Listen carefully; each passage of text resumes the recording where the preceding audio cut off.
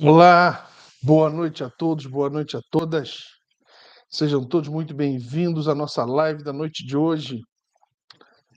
É sempre legal poder estar aqui com todos para a gente poder pensar, poder filosofar. Sejam todos muito bem-vindos e muito bem-vindas. Legal, pessoal entrando, a Iris, João Santiago, Maria Isa, boa noite, muito boa noite.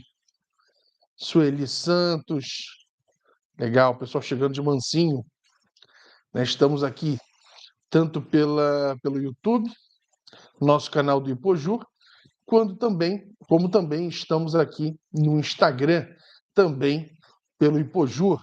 Minha mãe, Cila Gomes Rodrigues, entrou. Beijo, mãe, te amo. Um beijo pro Edo, meu padrasto, que eu amo muito também. Alexandre, parceiro querido, entrou já também. O pessoal tá chegando. Luana, meu amor, obrigado. Pessoal chegando. Nivaldo Júnior, bacana. Soraya, um beijo para todos, um abraço, querido. Bem, hoje nós vamos falar sobre um tema que eu acho bastante interessante, e é um tema que volta e meia nós voltamos a discutir, e realmente cada vez mais nós vamos discutir e rediscutir, né? Bem-vindo, Bruno, que é a questão da verdade e do livre-arbítrio, né? Tema que a gente precisa, né? Sempre conversar, sempre refletir. Eu diria tema essencial, né, na filosofia.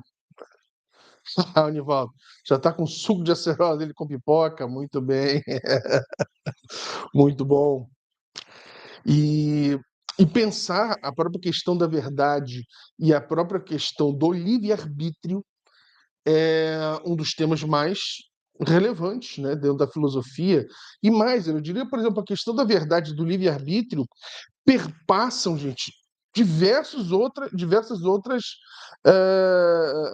questões, né? Por exemplo, outras áreas como o direito, né? Para o direito, a questão da verdade, do livre-arbítrio são absolutamente essenciais. Também para a questão da sociologia, para a antropologia, são essenciais. Portanto, é, é importante, né, discutir essa questão, como eu falei, uma questão realmente bastante atual. Para todos aqueles que não, de uma forma ou de outra, não poderão estar aqui junto conosco na noite de hoje, podem ficar tranquilos e tranquilas, porque a nossa live, né, como sempre, fica gravada, tanto no nosso canal do YouTube, aqui do Ipojur, quanto também lá no Instagram, também pelo Ipojur. Portanto, ninguém corre risco de perder a live. E mais, ainda fica também gravado no nosso podcast Tempo de Filosofar. Portanto, dá para assistir a qualquer momento, né? Quem puder divulgar também no Instagram para os amigos, para as amigas, esse momento, né, gente? A gente precisa de um momento para filosofar, né? Para pensar, para refletir. É essencial, né? Cada vez mais do mundo que não reflete, que não pensa, né, sem dúvida nenhuma. Então, precisamos desse tempo para pensar. E esse é o nosso espaço, né? O espaço que a gente pode semanalmente refletir sobre alguns assuntos, sobre a filosofia em si. A Iris. Mas é melhor ao vivo? Sim, inegavelmente, né? Ao vivo tem sempre um quê mais de surpresa, enfim. Eu também gosto. Por isso que eu faço live, né? Gosto muito e gravo muitos vídeos também e tal, mas o ao vivo sempre é legal. Tem gente que não gosta, tem gente que fica mais nervoso, mais nervosa e prefere gravar. Realmente, gravar, ela tem essa possibilidade dos errinhos, né? Consertar e tal. Mas eu acho legal esse ao vivo, eu também gosto. Estou com vocês. Gosto demais desse ao vivo. Quem tiver também no YouTube, dá aquele joinha e passa também a nos seguir aqui no canal do YouTube, também nos seguir no canal, ou perdão, nos seguir na no nossa página aqui no Instagram. Também você é muito, peço já, muito obrigado. Então, como eu estava falando, então, sem mais delongas, né, vamos começar a nossa live. Tomando sempre água, lembrando, né, gente? Nesse calor, não se esqueçam de beber muita água, o máximo que puderem. Aí eles dizendo, parece que é um encontro com esse grupo maravilhoso, sempre aprendendo, é verdade. Já estamos nos tornando um grupinho bem legal, bem gostoso, né, de se ver e rever semanalmente. Concordo com você, Iris. Então vamos, sem mais delongas, vamos iniciar. Começando, né, como eu falei, a nossa questão da live é discutir e pensar na questão da verdade e no livre-arbítrio dentro da vida em si e dentro da história da filosofia. Essa questão é muito importante. Primeiro, a primeira coisa que eu acho que a gente tem que ter em mente, e eu como gosto muito de filosofia da linguagem, procuro sempre tentar entender o que é verdade, né? Eu acho que essa é uma das questões mais antigas da filosofia. A questão da verdade, ela remonta, obviamente, a própria história da filosofia, né? A filosofia ela nasce justamente para encontrar a verdade relacionada aos fenômenos físicos, né? Ou seja, por que que cai um raio, por que que a maré enche, por que que chove, enfim. E esses fenômenos físicos, que até então eram basicamente explicados muito em razão dos humores, né, dos deuses mitológicos e tal, o que que acontece? A filosofia nasce para tentar buscar explicações racionais, né? Explicações racionais. Não mais havia espaço, ou melhor, começava a não haver mais espaço para simplesmente se aceitar o quê? O discurso mítico, né? E aí é o início da substituição do mitos pelo logos, né? O discurso racional. E é claro, né, ou seja, a verdade por detrás disso. Mas a verdade ela só passa a ser realmente essencial, no sentido de ser o grande norte filosófico para absolutamente tudo, quando estamos falando sobre Sócrates, né? E a gente vai chegar lá já já. É Sócrates que realmente vai ser um divisor de águas em relação disso. Mas primeiro, pensar o que é realmente a verdade, né? A verdade, é claro, ela é o oposto do que seria a ideia de mentira. Entretanto, existe uma discussão muito importante. Será que a verdade é possível? Existe uma corrente dentro da filosofia que nós chamamos de relativista ou relativismo, em que eles acreditam que ser impossível a ideia de uma verdade absoluta. E quando eu digo absoluta, ela é absolutamente imutável, né? Essa corrente é muito forte, vai ter, por exemplo, em alguns empiristas, né, da modernidade, por todos, por exemplo. Na antiguidade já tínhamos também alguns céticos, mas vamos ter muita força na modernidade com David Hume. Depois vamos ter o relativismo moral de Friedrich Nietzsche. Então, a primeira questão é: será que é possível a existência de verdades absolutas?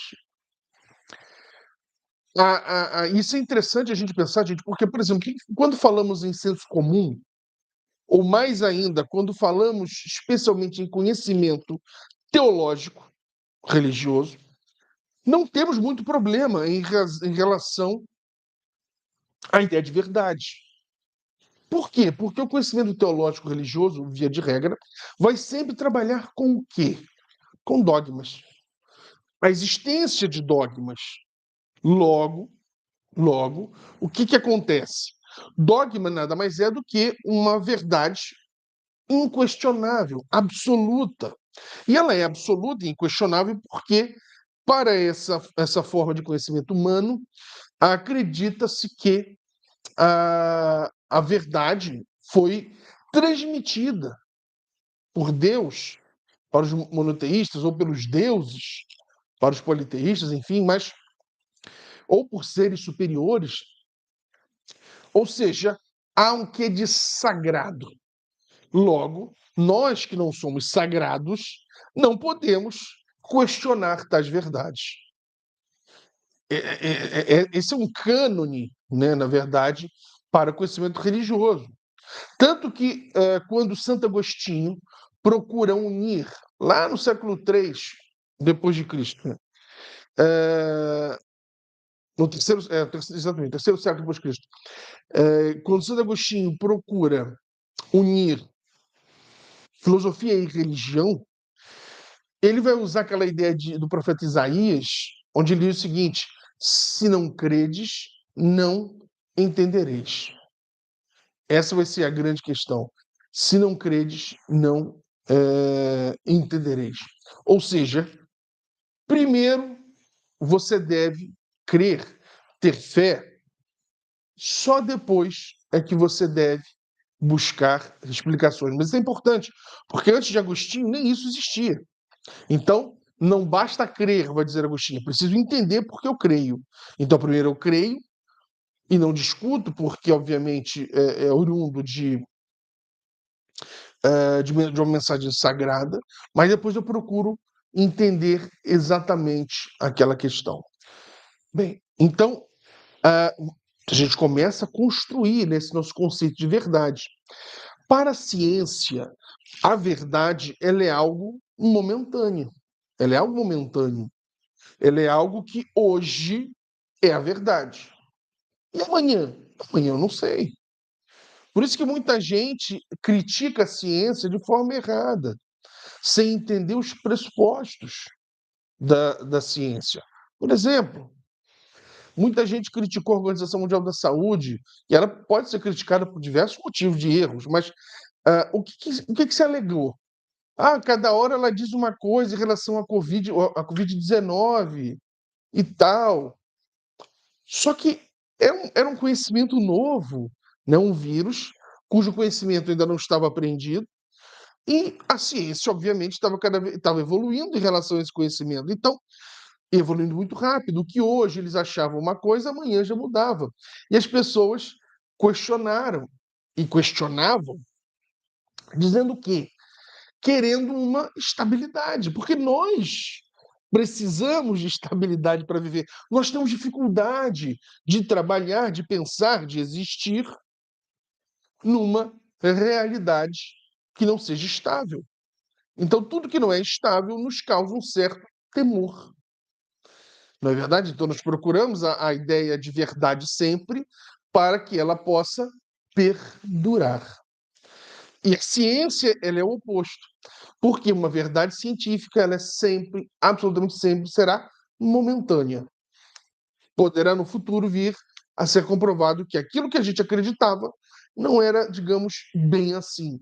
Tinha algumas questões diferentes. Por exemplo, a física newtoniana continua sendo essencial para tudo no mundo.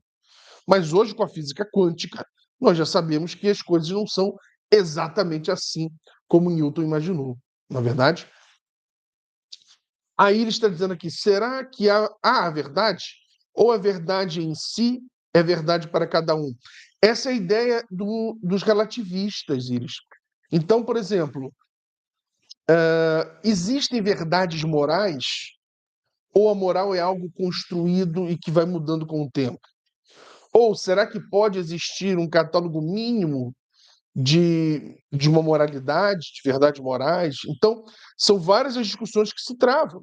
Os relativistas, e por todos o Nietzsche, ele acredita que não, que os valores, especialmente os valores, eles são mutáveis com o tempo. Então, o Nietzsche ele é um grande relativista, talvez o maior relativista dos últimos séculos. Ele relativiza absolutamente todos os valores consagrados e que acreditamos ou acreditávamos até Nietzsche. Daí vem a ideia do crepúsculo dos ídolos, ou como filosofar com martelo, ou seja, da força e da violência da filosofia nietzschiana, não é verdade? Então, essa é uma questão. Será que ela é possível? Sendo possível, será que hoje nós alcançamos? Então, essa é uma discussão. Kant, por outro lado, já acredita, né? E não só Kant, né? O Kant ele segue dentro da filosofia tradicional, socrático-platônica, da crença de verdades absolutas, verdades que serão imutáveis. Percebe? Então, isso é muito importante. Então, e obviamente que isso é uma palhinha, essas questões são muito mais sofisticadas, muito mais complexas. Por exemplo, outra questão importante, já que falamos, né, a gente se propõe a falar sobre verdade e livre-arbítrio, vem a questão: e livre-arbítrio será. Opa, esbarrei aqui no Instagram. Será, falando de livre-arbítrio, será que existe o livre-arbítrio? E mais, antes disso, o que é o livre-arbítrio? Essa é uma questão importante. O que é o livre-arbítrio? Será que ser livre e ter o livre-arbítrio é poder escolher aquilo que eu quero? Aquilo que eu julgo ser melhor?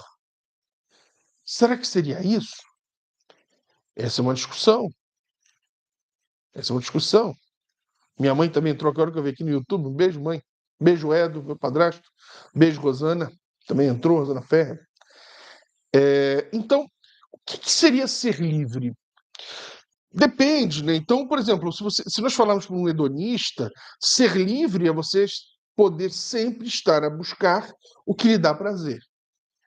Para o nietzschiano, né, ser livre é você poder procurar o que aumenta a sua vontade de potência, sem com isso deixar de reconhecer a existência das tragédias da vida. Não é verdade? Para Kant, o livre-arbítrio e ser livre é poder agir de forma contrária ao que você desejaria normalmente. Ou seja, é você não ser escravo dos seus prazeres. Por exemplo, não sei se dá para escutar, mas aqui do lado da minha casa tem um bar bem animado em que, por exemplo, hoje toca samba. E eu gosto muito de samba, adoro samba. Dos ritmos populares, né? São os que eu mais gosto. É o que eu mais gosto. Agora, talvez alguém se deixar levar pela busca pelo prazer apenas, iria dizer, gente, muito obrigado, acabou a live, vou lá beber uma cerveja, uma caipirinha, alguma coisa, e vou ficar escutando samba, que eu gosto. Mas Kant diria, não, isso não é ser livre. Isso é ser escravo. Escravo dos prazeres. Ser livre é você gosta de uma coisa, mas você sabe que existem outras coisas que você deve fazer antes. Eu até posso ir depois da live lá, nada me prende. Eu posso ir, não é verdade? Pego a Luana e vamos lá para o samba, mas depois da live, não é verdade? Depois da live. Por quê? Porque existe esse compromisso, a qual eu adoro também fazer as lives. Então, isso é importante para a gente entender que, para o Kant, então, ser livre é você não ser escravo dos seus instintos. Isso é interessante, é não ser escravo dos seus instintos.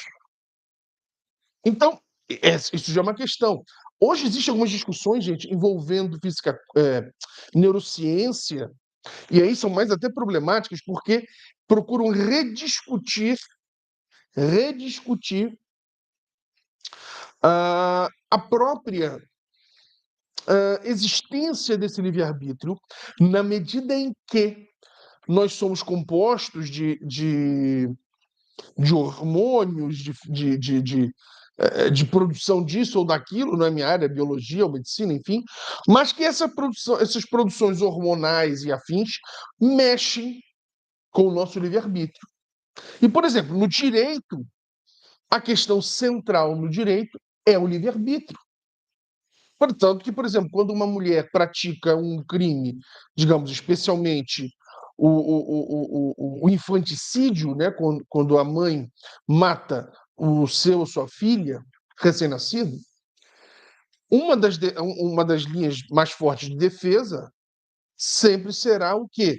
O chamado estado puerperal, aonde a mulher tem uma produção de hormônios tão exacerbada que isso interfere na sua cognição, isso interfere na sua razão. Logo, ela não pode ser julgada da mesma forma que uma mãe, uma outra mulher que mata o seu filho já tendo um ano. Por quê? Porque ela não está mais no estado puerperal. Então, o livre-arbítrio vai ser essencial para a gente definir se houve dolo, culpa, se ela pode ser julgada como qualquer outra pessoa, ou se não, ou se ela, na verdade, deve ser julgada de uma outra forma. Só para ficar nesse exemplo. Portanto, o livre-arbítrio é outra discussão muito importante, né? Muita gente acha que, como eu falei, ser livre é poder fazer qualquer coisa sobre qualquer coisa. E o Kant vem nos dando um conceito completamente diferente, não é verdade? Mas então a ideia de um livre-arbítrio passa, e aí por dentro da filosofia, vai passar sempre pela questão da autonomia da vontade, né? A Luna perguntando aqui, poderia falar sobre Kant e sua distinção entre as duas formas de liberdade? Sim, sim. Até vamos falar sim. Isso é um tema interessante, que o Kant trabalha sobre a liberdade empírica e a liberdade transcendental. E o interessante, né, o Kant, ele sempre vai ser alguém muito importante, né, por dentro da filosofia, porque ele eleva alguns conceitos, ele eleva algumas ideias, digamos assim, às últimas consequências, né? Então, por isso, obviamente, é interessante pensar o Kant. E para entender o Kant, é importante também entender a história da filosofia moderna, no sentido em que o Kant ele era um filósofo crítico. Mas ele não foi sempre um filósofo crítico. Ele era um filósofo basicamente racionalista clássico. Isso é importante. Um filósofo racionalista clássico. O que isso quer dizer? Quer dizer que todas as apostas, né, do Kant giravam em torno da racionalidade, né, da razão. Era essa a grande questão. E ele percebe, digamos assim, que as coisas não são exatamente como ele imaginava, né?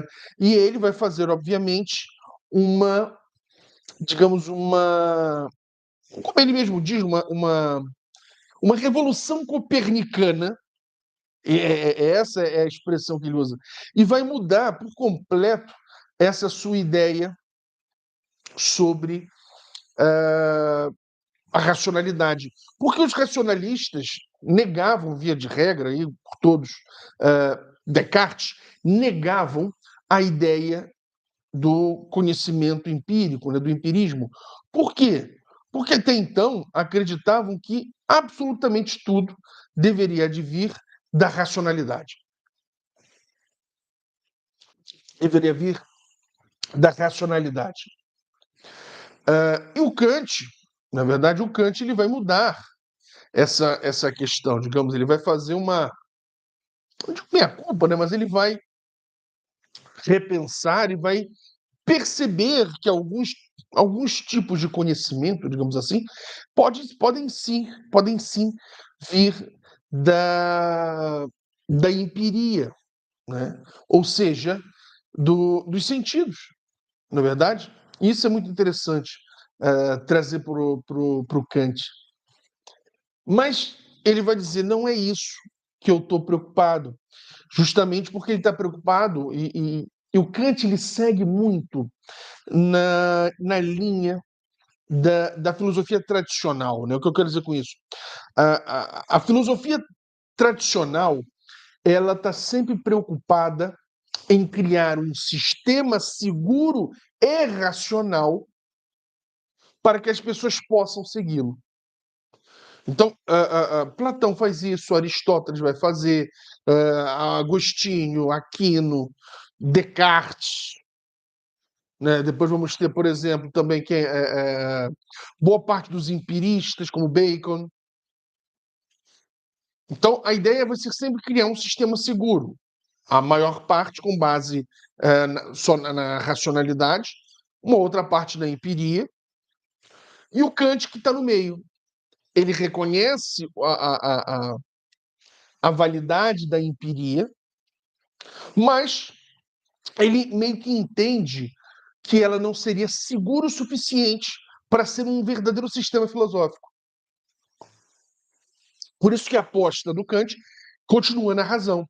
Ele não nega, e mais do que não negar, ele reconhece que alguns conhecimentos podem sim advir da empiria. Então, no caso, a liberdade prática, né, a liberdade empírica, pela empiria, enfim, é aquela que pode ser provada pela experiência, não é?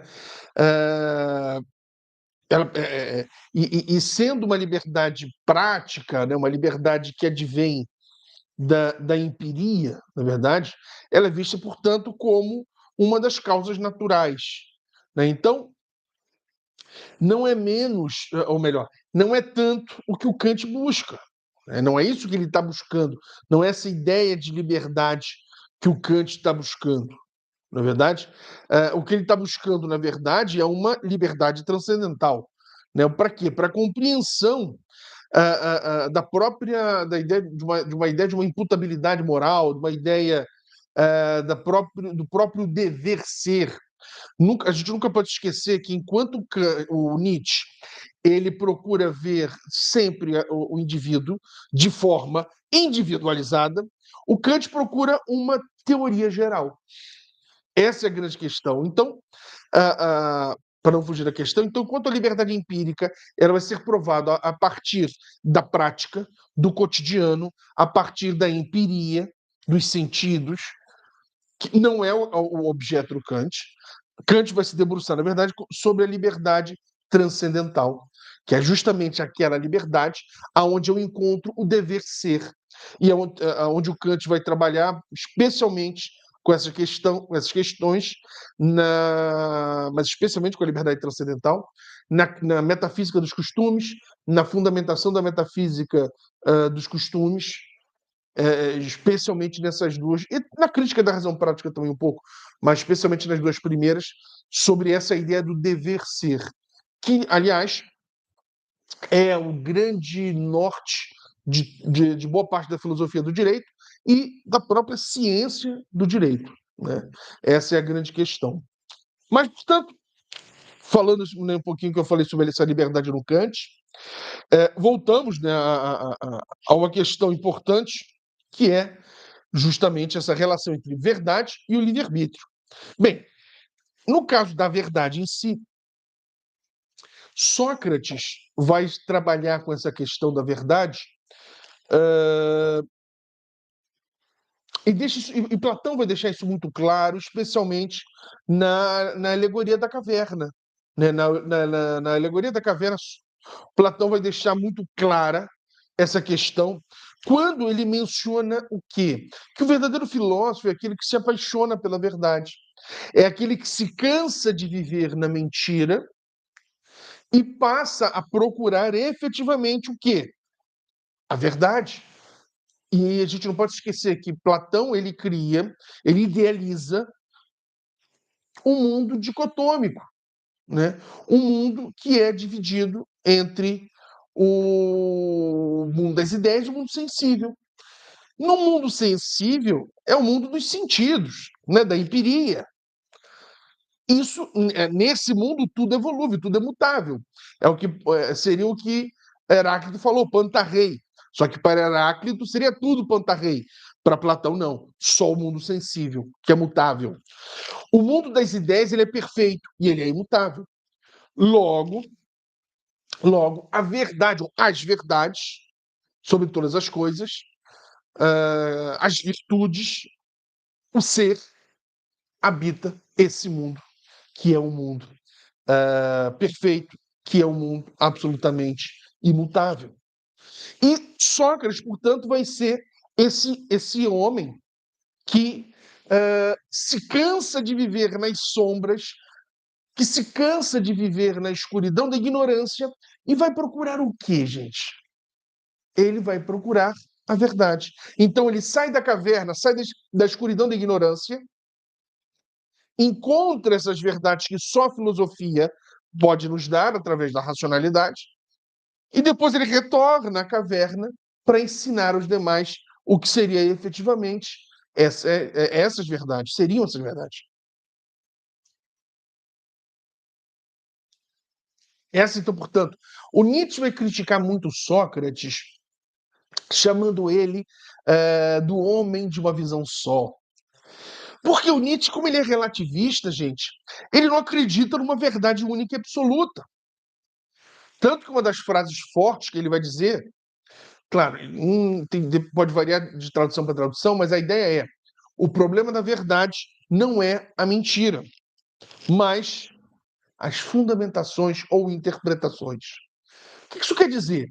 Quer dizer que podemos interpretar de forma diferente fenômenos iguais.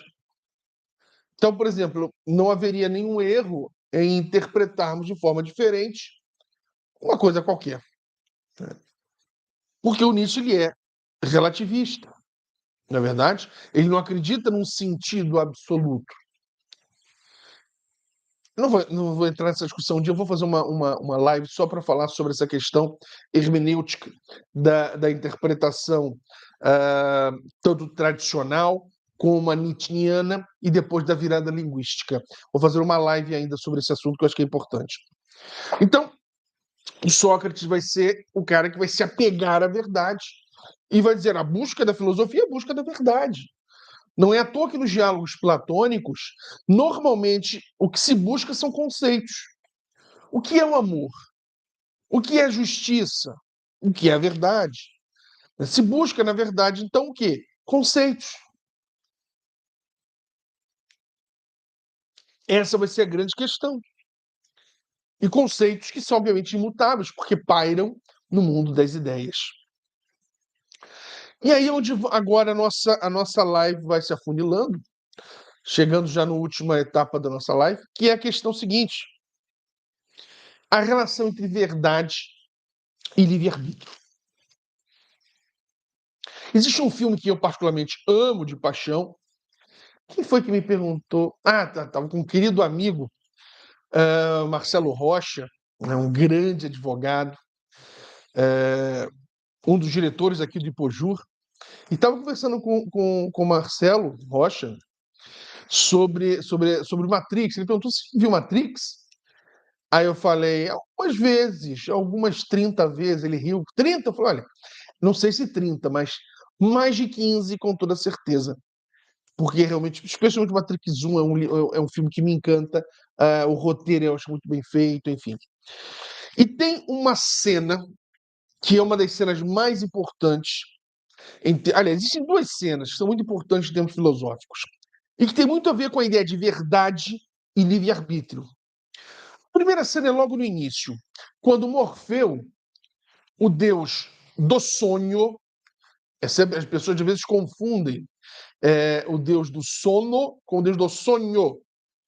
Né? Morfeu é do sonho, seu irmão é que é do sono. Quem gosta de mitologia grega, eu tenho até um curso que eu trabalho mitologia grega.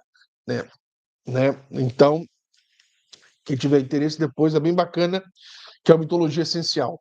Mas, voltando, então Morfeu é o deus do sonho. E a escolha do nome não foi por acaso. Então, no filme, o personagem principal se chamava Neo, o Novo. Só que ele não sabia da sua relevância para o mundo, digamos assim. E quem vai despertá-lo do seu sonho vai ser exatamente quem? Morfeu. Então ele se tira do sonho e dá a realidade. No filme, Morfeu aparece, então, ele fala com o Neo e diz: olha, eu tenho aqui nas minhas mãos duas pílulas. Se você tomar a pílula azul, você vai dormir, aqui você apaga, vai acordar na sua cama, achando que isso aqui tudo foi um sonho. Agora, se você tomar a pílula vermelha, eu só posso te garantir uma coisa. Que coisa? A verdade. E aí, quando o Neo vai pegar a pílula vermelha, Morfeu puxa assim e diz: cuidado, eu só posso garantir uma coisa: a verdade.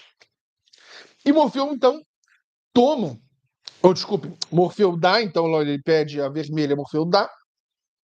Neo toma a pílula vermelha e acorda nessa outra realidade, acorda e vai começar a entender, então, o que é efetivamente a verdade ou o que está por detrás da Matrix, né, do filme.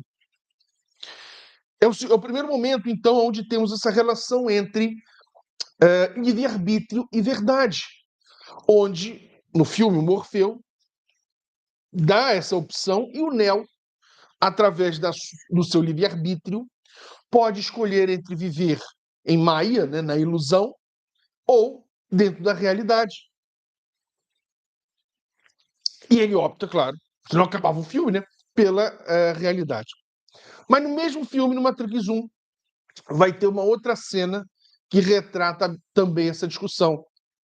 Quando um dos antagonistas, digamos assim, desse primeiro filme, Cypher, né, o traidor, aquele que trai Neo e Morfeu, e os entrega, né, para Matrix, que culmina, aliás, com até a prisão, né, do Morfeu no filme pelo agente Smith. O que vai acontecer? Tem uma cena magnífica em que Cypher está sentado à mesa com o agente Smith e está comendo um filé, uma carne suculenta, muito bonita. Só que o filme todo é uma discussão do que é a realidade, a verdade, e do que é mentira.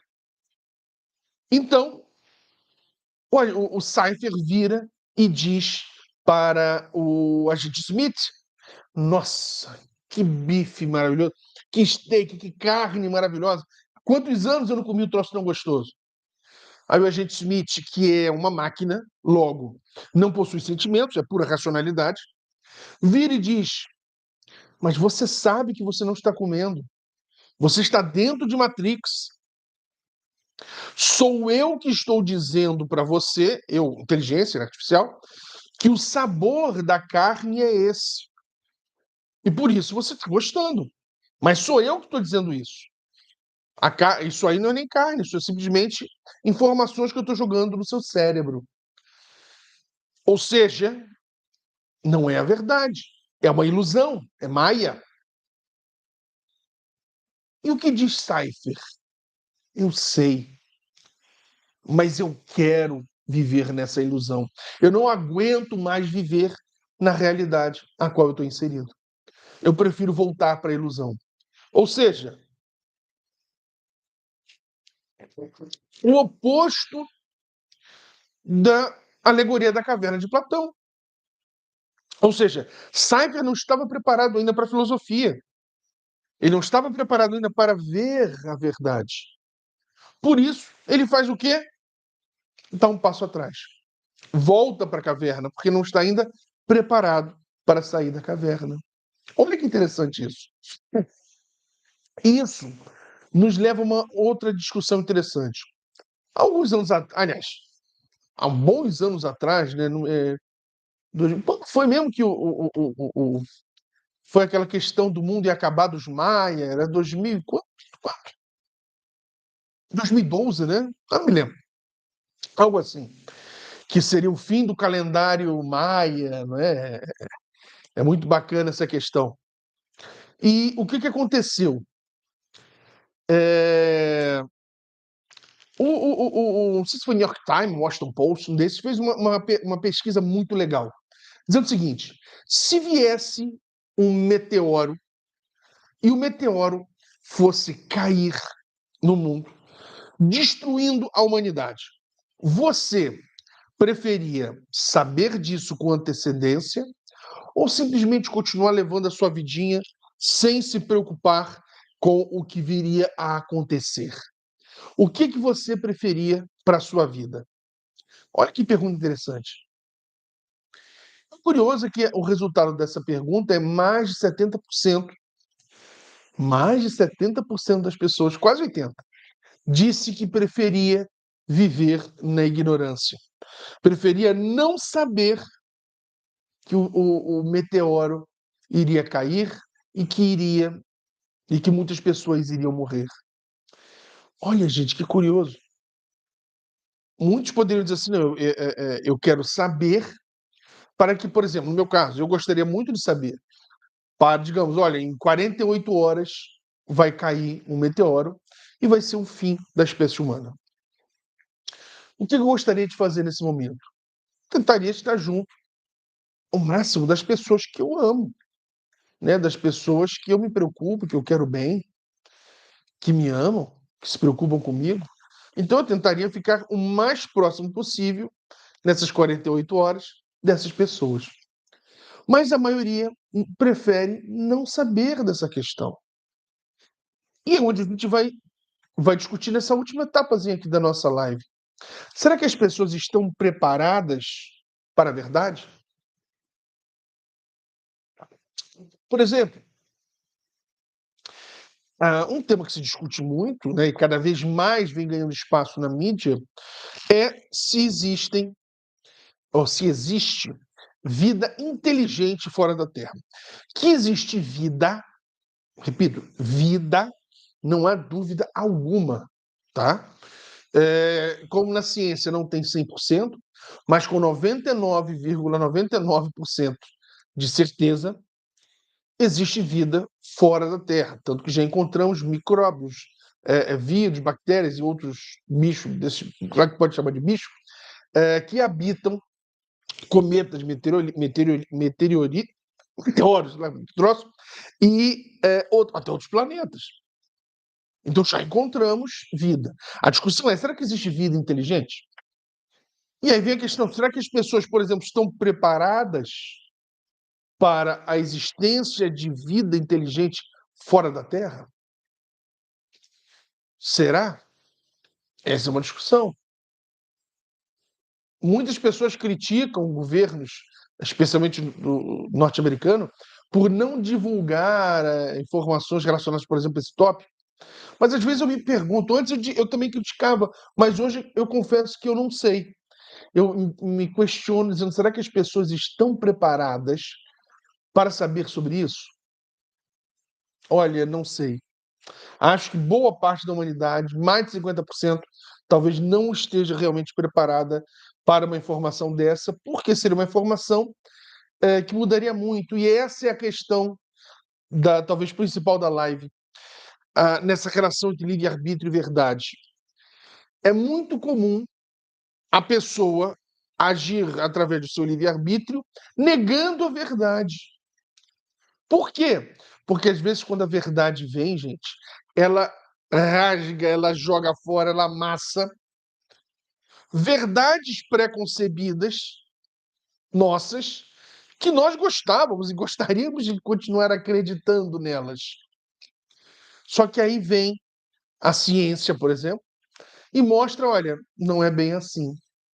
Isso é curioso, né? Não é bem assim.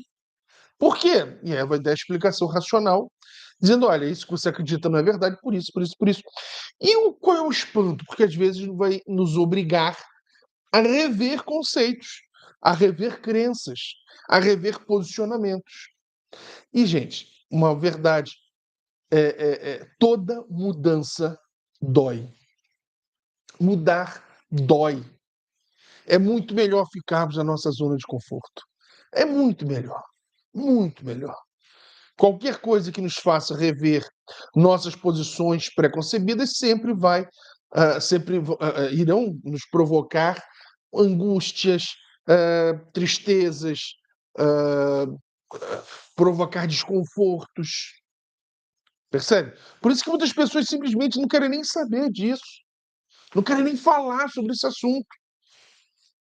Ok, quem sou eu para dizer que está certo ou errado?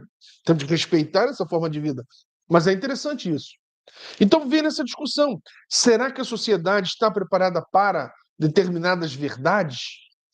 Especialmente verdades que venham a modificar ideias pré-concebidas, conceitos pré-concebidos e, pior, dogmas.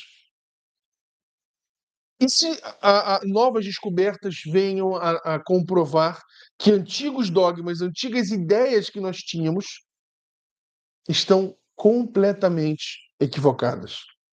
O que vai acontecer com determinadas religiões, determinados valores morais que vão ruir e cair por terra? Será que estamos preparados para isso? Essa é a grande questão, gente. Será que estamos preparados para isso? Essa é a questão. Eu acredito que não.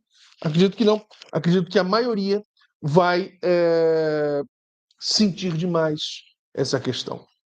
A maioria prefere se agarrar aos antigos ídolos, como dizia o Nietzsche. Por quê, gente? Porque nós temos enorme dificuldade de lidar com o que nós chamamos de filosofia, com o devir, com o vir a ser. Percebe? Nós temos muita dificuldade com isso. Por quê? Porque o que nós buscamos é segurança. O que nós buscamos é segurança. E o que dá mais segurança do que algo que seja supostamente sagrado? Por quê? Porque é imutável.